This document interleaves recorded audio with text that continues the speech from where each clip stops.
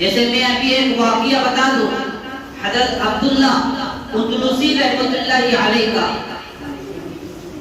یہ ایسے ولی گزرے ہیں، ایسے زاہد اور عابد تھے اور ایسے مفسر اور محدث تھے کہ انہیں جو ہے 3000 حدیثیں زبانی یاد تھی اور 12000 سے زیادہ علماء ان کے شاگرد تھے اور ایک بڑی جماعت ان کی مرید تھی اور بڑے پائے کے عالم دین اور زمانے کے امام الاولیاء تھے۔ پھر جب انہوں نے سفر کا ارادہ کیا تو بہت سارے ان کے شاگرد اور ان کے مریدین حضرت کے ساتھ سفر میں روانہ ہو گئے۔ میں اللہ کی ذات بتا رہا ہوں، اللہ کی ذات کتنی بے نیاز ہے۔ سفر کے لیے روانہ ہوئے،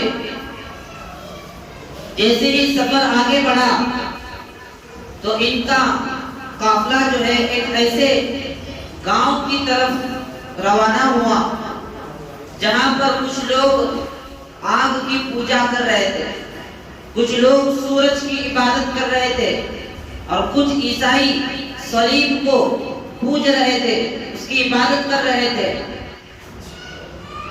تو حضرت شبلی رحمۃ اللہ علیہ اور حضرت جنید بغدادی رحمۃ اللہ علیہ بھی اس سفر کے اندر حضرت عبداللہ اندلسی رحمۃ اللہ علیہ کے ساتھ سفر کر رہے تھے۔ تو حضرت شبلی رحمۃ اللہ علیہ یہ واقعہ سناتے ہیں کہ ان کو جو ہے یہ ساری چیزیں دیکھ کر بڑا تعجب ہوا اور اس وقت نماز کا وقت ہو رہا تھا اور پانی نہ ہونے کی وجہ سے وہ لوگ ابھی تک نماز ادا نہیں کر سکے تھے، تو یہ لوگ پانی کی تلاش میں نکلے اور جب پانی کی تلاش میں نکلے تو ان کا جو ہے جیسے ہی پانی تلاش کر رہے تھے تو ایک کنویں کے اوپر یہ لوگ پہنچے جہاں پر بہت ساری لڑکیاں کنویں سے پانی کر رہی تھی اور ان لڑکیوں کے اندر ایک ایسی خوبصورت لڑکی تھی اور اس کے حسن اور جمال پر حضرت عبداللہ اندلسی رحمۃ اللہ علیہ فرفتہ ہو گئے۔ حضرت عبداللہ اندلسی کو اس لڑکی سے محبت ہو گئی، اتنی حسین اور جمیل لڑکی تھی اور اس نے جو زیورات پہنے تھے اور جو کپڑے اس نے پہنے تھے وہ خوبصورت لباس اور خوبصورت زیورات اس کی خوبصورتی کو 2-4 چاند لگا رہے تھے، اتنی حسین اور جمیل لڑکی تھی۔ تو حضرت عبداللہ اندلسی رحمۃ اللہ علیہ ان لڑکیوں کے پاس گئے اور ان لڑکیوں سے پوچھا کہ یہ فلاں لڑکی کس کی ہے اور یہ کون ہے؟ تو لڑکیاں کہنے لگی یہ لڑکی جو ہے فلاں بستی کے بڑے سردار کی بیٹی ہے۔ تو حضرت عبداللہ پوچھے کہ جب اس کا باپ اتنا رئیس ہے، اس کا باپ اتنا مالدار ہے، تو پھر یہ اتنی ذلت بھری زندگی کیوں گزار رہی ہے؟ کیا اس کے گھر پر پانی بھرنے کے لیے کوئی نوکر چاکر نہیں ہے؟ تو لڑکیاں کہنے لگی کہ اس کا باپ جو ہے مالدار تو ہے لیکن بڑا عقل مند اور بڑا سمجھدار آدمی ہے۔ اس کے باپ کا کہنا ایسا ہے کہ میری بیٹی اگر عیش و عشرت کے اندر اگر پلے گی اور جب نکاح کے بعد شادی ہونے کے بعد جب اپنے شوہر کے گھر پر جائے گی تو وہی ناز و نخرے اس کے شوہر کو اٹھانے پڑیں گے اور وہ اپنے شوہر کی خدمت کرنے سے اعراض کرے گی۔ اس لیے اس کا باپ جو ہے گھر کے سارے کام اسی سے کرواتا ہے تاکہ شادی کے بعد جب یہ شوہر کے گھر جائے گی تو یہ سارے کام خود کرے گی۔ یہ اس کے باپ کی تربیت ہے۔ حضرت شبلی رحمۃ اللہ علیہ فرماتے ہیں کہ اس گاؤں کے اندر ہمارا قافلہ 3 دن تک مقیم رہا اور وہ ایسی حالت حضرت عبداللہ اندلسی رحمۃ اللہ علیہ کی ہوئی کہ وہ نہ کھانا کھا رہے تھے، نہ ہی پانی پی رہے تھے اور نہ ہی کسی سے بات کر رہے تھے۔ اور چوتھے روز حضرت شبلی فرماتے ہیں کہ جب میں نے حضرت سے پوچھا کہ حضرت آپ کو کیا ہو گیا ہے، 3 دن گزر گئے ہیں، نہ آپ نے کھانا کھایا ہے، نہ ہی پانی پیا ہے، اور نہ ہی آپ کسی سے بات کر رہے ہیں۔ تو حضرت فرمانے لگے کہ میں آپ سے اپنے دل کی بات نہیں چھپا سکتا۔ ہم نے 3 دن پیچھے جس لڑکی کو میں نے دیکھا تھا، اس لڑکی کے عشق میں ایسا غرق ہو گیا ہوں کہ میرے اعضاء و جوارح پر بس اسی کا تسلط ہے۔ اللہ کو جتنا مجھ سے کام لینا تھا، اللہ نے وہ کام مجھ سے لے لیا، اب اس سے آگے اب وہ کام مجھ سے نہیں ہو سکتا، تو تم لوگ یہاں سے واپس چلے جاؤ۔ تو حضرت شبلی رحمۃ اللہ علیہ فرمانے لگے، حضرت آپ کوئی عام آدمی نہیں ہیں، آپ بغداد کے بڑے مفسر اور محدث ہیں، 12,000 سے زیادہ آپ کے شاگرد ہیں جو علماء کرام بن چکے ہیں، اور بہت سارے مریدین ہیں جنہوں نے آپ کے ہاتھ پر بیعت کیا ہے۔ یہ کہہ کر حضرت شبلی فرماتے ہیں کہ ہم نے اپنا قافلہ وہاں سے واپس لوٹا لیا، اور پھر مکمل 1 سال ہونے کے بعد حضرت کے شاگردوں نے سوچا کہ ہم واپس اس گاؤں میں جا کر حضرت عبداللہ اندلوسی رحمۃ اللہ علیہ کا حال دریافت کریں کہ وہ کس حال میں ہے۔ پھر واپس ان کے شاگردوں کا قافلہ اس گاؤں میں گیا، اور وہاں کے لوگوں سے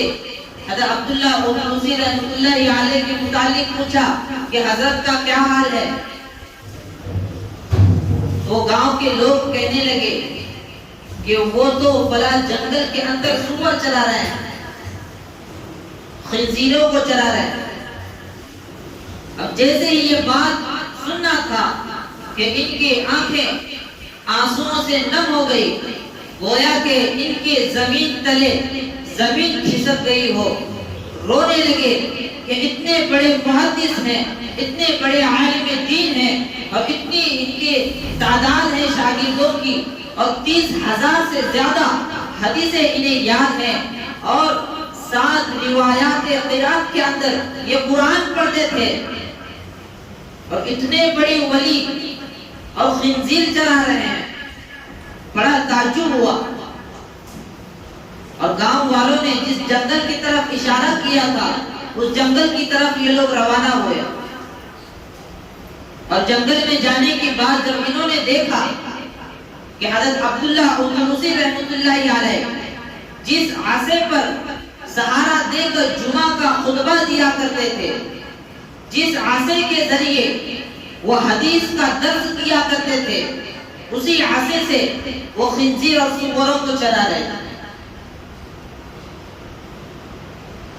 اب یہ ساری جماعت شاگردوں کی رونے لگی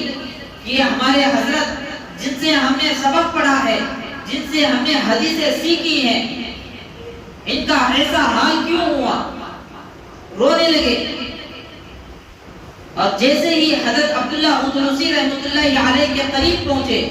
تو حضرت عبداللہ اندلوسی رحمۃ اللہ علیہ نے انہیں دیکھ کر اپنا سر جھکا لیا، اور قریب پہنچ کر انہوں نے سلام کیا تو حضرت عبداللہ نے ان کے سلام کا جواب دیا۔ تو پھر حضرت شبلی رحمۃ اللہ علیہ فرماتے ہیں میں نے ان سے پوچھا کہ حضرت آپ حافظ قرآن ہیں، اور 7 روایات قرآن میں آپ قرآن پڑھتے تھے، کیا آپ بھی کوئی قرآن کی آیت آپ کو یاد ہے؟ تو وہ کہنے لگے صرف قرآن کی 2 آیتیں مجھے یاد ہیں۔ تو حضرت شبلی نے پوچھا کون سی آیت؟ تو انہوں نے کہا پہلی آیت جو مجھے یاد ہے وَمَن يُهِنِ اللَّهُ، یہ پوری آیت انہوں نے سنائی، جس کا ترجمہ ہے کہ جس نے ایمان کے بدلے کفر کو اختیار کر لیا، تحقیق کہ وہ گمراہ ہو گیا۔ پھر اس کے بعد انہوں نے پوچھا حافظ حدیث ہیں، کیا کوئی آپ کو حدیث یاد ہے؟ وہ کہنے لگے کہ صرف ایک حدیث مجھے یاد ہے۔ حضرت شبلی نے پوچھا کہ کون سی حدیث ہے؟ تو وہ کہنے لگے نبی صلی اللہ علیہ وسلم کی صرف ایک حدیث میرے ذہن میں ہے، من بدل دینہ فاقتلوہ، جو اپنا دین بدل دے اسے قتل کر دو۔ اور اس کے بعد حضرت شبلی فرماتے ہیں کہ ہم نے وہاں سے اپنا قافلہ واپس بغداد کی طرف موڑا، اور کچھ دور ہم گئے تھے تو ہم نے دیکھا کہ حضرت عبداللہ ادنوسی رحمۃ اللہ علیہ ایک نہر کے اندر سے غسل کر کے کلمہ شہادت پڑھتے ہوئے باہر آ رہے ہیں، اشہد ان لا الہ الا اللہ واشہد ان محمد رسول اللہ۔ تو جیسے ہی ہم نے یہ دیکھا تو ہماری خوشی کی حالت باقی نہیں رہی، اور ہماری خوشی کا اندازہ وہی لگا سکتا ہے جس نے ہمارے اس غم کو، اس مصیبت کو جس نے آنکھوں سے دیکھا ہو۔ جیسے ہی وہ قریب آئے انہوں نے ہم سے پاک کپڑا مانگا، اور وہ کپڑے پہن کر انہوں نے نماز ادا کی، اور نماز سے فارغ ہو کر ہم نے ان سے پوچھا کہ حضرت یہ کیا ماجرا تھا؟ اللہ نے آپ کو ایسے مشکل گھڑی کے اندر ایسے امتحان میں کیوں مبتلا کیا تھا؟ تو حضرت فرمانے لگے جس وقت میں ہمارا سفر شروع ہوا تھا اور جس وقت ہم اس گاؤں میں آئے تھے تو ہم نے کچھ لوگوں کو آگ کی عبادت کرتے ہوئے دیکھا تھا، ہم نے کچھ لوگوں کو سورج کو پوجتے ہوئے دیکھا تھا، اور ہم نے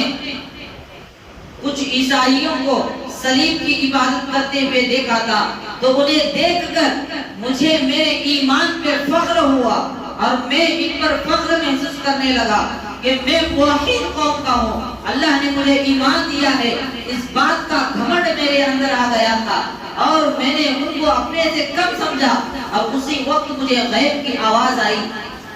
کہ ایمان اور توحید پرست ہونا یہ تمہارا کمال نہیں ہے، یہ ہماری توفیق ہے، ہم جسے توفیق دیتے ہیں اسے سیدھے راستے پر لاتے ہیں۔ اگر تم دیکھنا چاہتے ہو تو ہم تمہیں ابھی دکھا دیتے ہیں۔ یہ غیب کی آواز آئی تھی، اور اسی وقت گویا مجھے ایسا لگا تھا کہ میرے دل سے کوئی پرندہ اڑ کر گیا ہو، اور وہ پرندہ نہیں تھا بلکہ اللہ نے ایمان میرے دل سے چھین لیا۔ اور اس کے بعد جب یہ لوگ اپنے مقام پر پہنچے،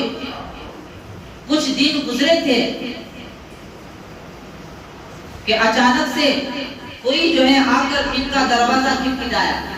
حضرت شبلی نے جا کر دروازہ کھولا تو ایک شخص جو کہ کالے کپڑے کے اندر کھڑا ہوا تھا، اس نے پوچھا کہ عبداللہ ادنوسی کہاں ہے؟ تو حضرت شبلی کہنے لگے وہ تو آرام کر رہے ہیں۔ تو وہ شخص کہنے لگا کہ فلاں گاؤں کے اندر جس لڑکی کی محبت میں وہ گرفتار ہو گئے تھے، وہ لڑکی خود ان سے ملنے کے لیے آئی ہے۔ تو حضرت عبداللہ ادنوسی رحمۃ اللہ علیہ سے جب حضرت شبلی نے کہا کہ فلاں لڑکی پھر سے آئی ہے، تو حضرت عبداللہ ادنوسی رحمۃ اللہ علیہ کانپنے لگے اور زرد ہو گئے۔ انہوں نے فوراً اندر آنے کی اجازت دے دی اور کہا کہ تم یہاں کیسے آئی ہو؟ تو وہ لڑکی کہنے لگی آپ کے ہمارے گاؤں سے جانے کے بعد جب میں سو گئی تھی تو سونے کے بعد ایک شخص میرے خواب میں آیا اور اس نے کہا کہ تم اپنے دین سے توبہ کر لو اور عبداللہ ادنوسی کے دین پر عمل کرو، اور اس نے جو اسلام کا پرچم لہرایا ہے تم اسی کے اسلام میں داخل ہو جاؤ اور کلمہ پڑھ لو۔ تو میں نے اس شخص سے پوچھا کہ عبداللہ ادنوسی کا دین کیا ہے؟ تو وہ شخص نے مجھ سے کہا کہ عبداللہ کا دین اسلام ہے، تم اسلام کے اندر داخل ہو جاؤ اور اپنے مذہب سے توبہ کر لو۔ اور میں نے پوچھا کہ میں عبداللہ تک کیسے پہنچوں گی؟ تو وہ شخص نے کہا کہ تم اپنا ہاتھ میرے ہاتھ میں دے دو، میں تمہیں پہنچا دوں گا۔